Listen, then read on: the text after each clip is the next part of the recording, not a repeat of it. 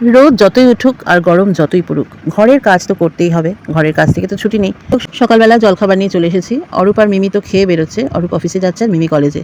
তো ওদের টিফিনে দিয়েছি রুটি তরকারি, আমিও রুটি তরকারি নিয়ে নিয়েছি, মানে আলু পটল দিয়ে একটা ছেঁচকি টাইপের তরকারি। গরমে এখন রুটি পরোটাটা কমই খাওয়া হচ্ছে, কিন্তু আজকে নেওয়া হয়েছে।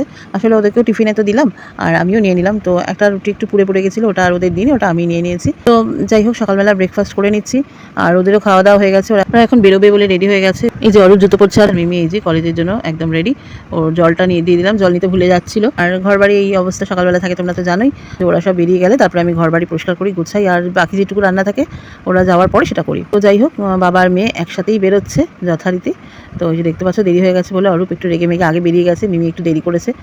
তো যাই হোক, মিমিও ঝটপট করে নিয়েছে, নিয়ে একসাথে বাপ মেয়েতে বেরিয়ে গেল। আর আমি দরজা লাগিয়ে দিয়ে ছুটতে ছুটতে চলে আসলাম জানলার কাছে, প্রতিদিনকার মতনই।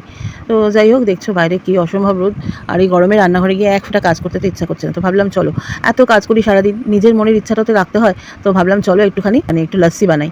তো ওই যে কাপটার মধ্যে একটুখানি অল্প একটু ছাঁচ কড়াই ছিল, তার সাথে আর একটুখানি দই, চিনি, বিট নুন এই সব মিশিয়ে একবারে রেডি করে নিলাম। আর হ্যাঁ, কালকের ছাঁচটার মধ্যে কিন্তু একটু চাট মশলা দেওয়াই ছিল।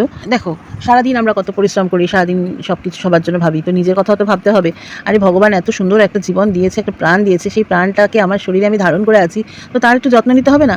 আর এই গরমে প্রাণটা ভীষণ ঠান্ডা ঠান্ডা খেতে চাইছিল, তো তার জন্য একটু নিজের জন্য লাসি বানিয়ে নিলাম। এখন কিন্তু নিজেকেও ভালোবাসতে শিখেছি, আগে কিন্তু আমি নিজের জন্য এরকমভাবে ভাবতাম না। আমাকে সবাই বলতো, বেশি করে আমার মেয়ে বলতো, মা তুমি নিজের কথা ভাবো, নিজের কথা ভাবো। এখন একটু নিজের ইচ্ছা শুনি, নিজের কথা ভাবি। তো যাই হোক, বরফ দিয়ে নিয়েছি, লাসিটা একদম জমে গেছে, প্রাণটা একবার জুড়িয়ে গেছে। আর এই লাসি খেয়ে আমাকে একটুখানি রিল্যাক্স করতে হবে। সারাদিন তো কত কাজ থাকে, আর ঘুম থেকে উঠে সকাল থেকে একদম চরকি পাক খাই। তো এই যখন ওরা বেরিয়ে যায়, তারপরে আমি আধা ঘন্টা মতো একটুখানি রিল্যাক্স করি।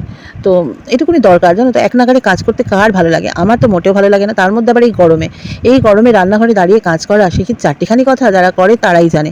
এই লাসিটা ভীষণ এনজয় করলাম, তারপরে একটু শুয়ে পড়লাম। আর একটু শুয়ে কিছুই না, আমি একটু রবীন্দ্রসঙ্গীত শুনছিলাম। রবীন্দ্রসঙ্গীত শুনলে ভীষণ মনটা ভালো লাগে, জানো তো। তো যাই হোক, চলে এলাম কাজে। আর এই যে ওরা চলে যাওয়ার পর আমি ধোকার ডালনাটা রান্না করেছি। সকালে টক ডাল, বেগুন ভাজা, পটল ভাজা, আর ওইদিকে ধোকার ডালনাই হচ্ছে আজকে দুপুরের খাবার।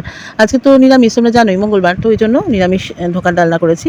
আর এই যে চলে আসলাম আবার বাইরে, কি রৌদ্র খা করছে। তো এই মুহূর্তটা তোমাদের সাথে শেয়ার করে নিলাম। তোমাদের ভিডিওগুলো কেমন লাগছে অবশ্যই কিন্তু কমেন্টে জানিও। যদি ভালো লাগে তাহলে অবশ্যই কী করতে হবে তোমরা তো জানো না, আমি বলবো না। আর তোমাদের জন্য অনেক অনেক ভালোবাসা। বড্ড রোদ পড়েছে, বড্ড গরম। সবাই কিন্তু একটু বেশি বেশি করে জল খাও, জানো তো। এই গরমে কিন্তু বারবার জল খাওয়াটা খুব দরকার। ঠিক আছে, সবাই খুব ভালো থাকো, গরমটাকে এনজয় করো। আর আমরা চলো একসাথে অপেক্ষা করি বর্ষা এলো বলে।